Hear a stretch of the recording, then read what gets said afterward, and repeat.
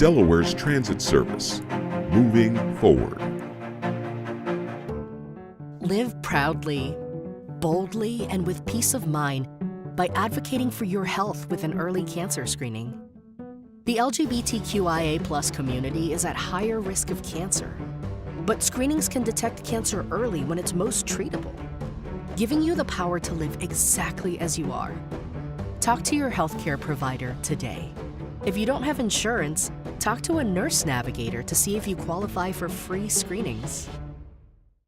New today, a new motorcycle helmet law is now in effect in the first state. Details on what it means for motorcyclists and drivers, plus tragedy at the beach. The dangerous rip currents from the recent hurricanes turns fatal.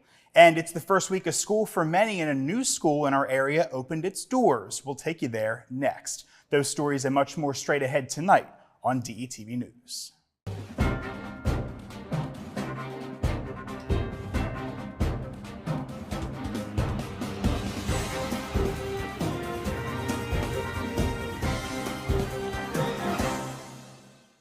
Hello and welcome to DETV News. I'm Matt Ford. Thanks so much for being with us tonight. Topping the news today, just a day after law enforcement officials said they were confident that they had the escaped murderer Daniello Cavallante within their triangular perimeter bounded by routes 52 and 926, he was spotted outside that area.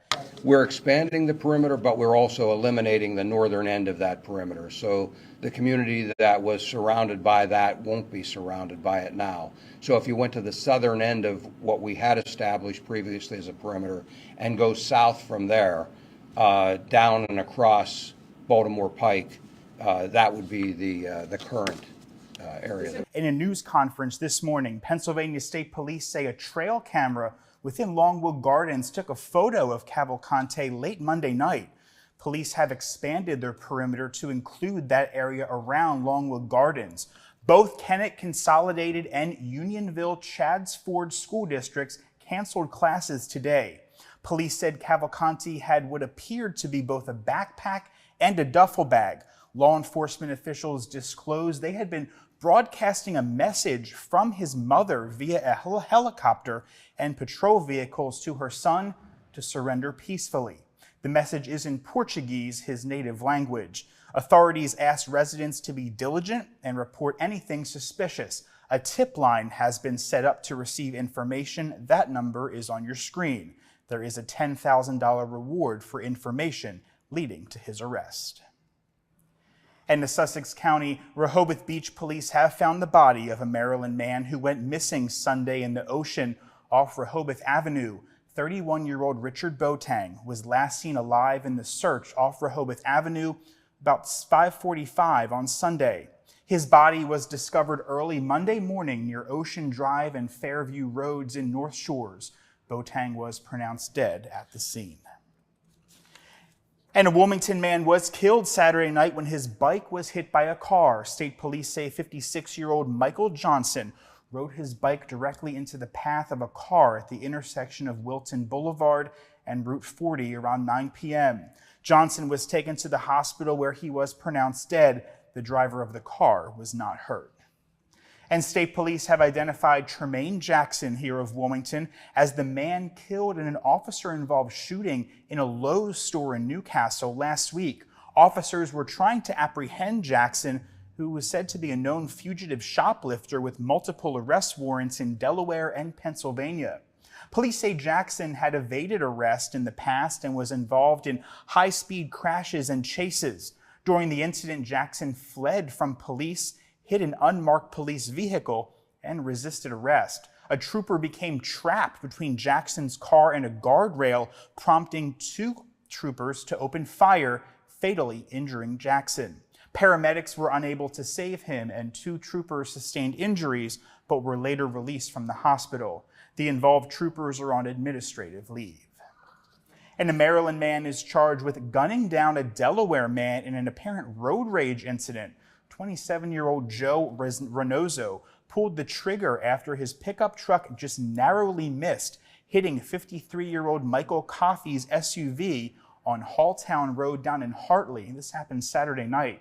Coffey, who lived in Marydale, passed the man and stopped in front of him.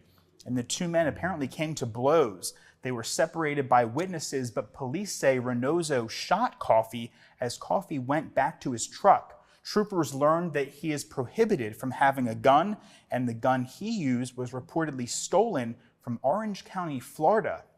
He is being held at the Sussex County Correctional Institution on charges including first-degree murder, possession of a firearm while committing a felony, receiving a stolen firearm, and terroristic threatening.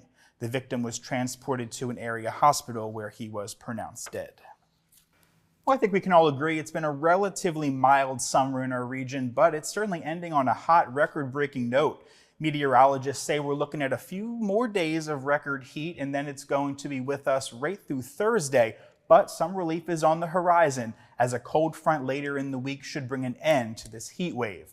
That could bring several rounds of showers and thunderstorms, though, Friday lasting into Saturday. The National Weather Service has issued a heat advisory for us in Newcastle County now through Wednesday evening.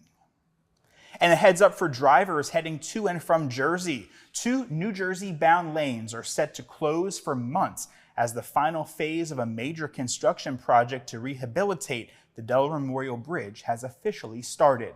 With the construction, we'll close the bridge's 2 northbound right lanes, and it's scheduled to span from Labor Day, that's yesterday, up until the week of Thanksgiving Day. The project, which is meant to rebuild the driving surface of the 72-year-old bridge, began last fall, and it's entering its final phase. Delaware River and Bay Authority said its engineers have designed the project to minimize traffic congestion on the bridges, but some of that congestion will still occur during rush hour periods and peak weekend travel times. To find out more, you can sign up for text alerts at bridgealerts.com for more information and project updates. And speaking of transportation, DelDOT has announced a new motorcycle helmet law aimed at reducing fatalities. Signed back on June 30th, the law officially went into effect on Friday, and it holds that everyone who obtains a new motorcycle endorsement and anyone riding with them must wear a helmet and eye protection for 2 years after receiving the endorsement. More, violators could be subject to civil penalty. Motorcyclists aged 19 years of age and younger are currently required to wear both at all times, and adult riders are required to have protection on hand.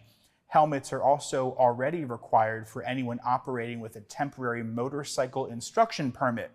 Last year, 22 motorcyclists were killed on Delaware roadways. So far, 12 people have lost their lives this year.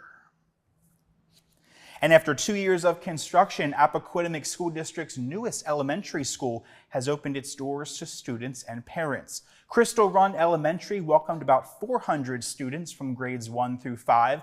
The $52 million building is 2 stories with 38 classrooms. It's the latest of Appo's 9 elementary schools. It was paid for by funding from a 2019 referendum, another step necessary of the 2-decade-plus growth down in Middletown and the school district.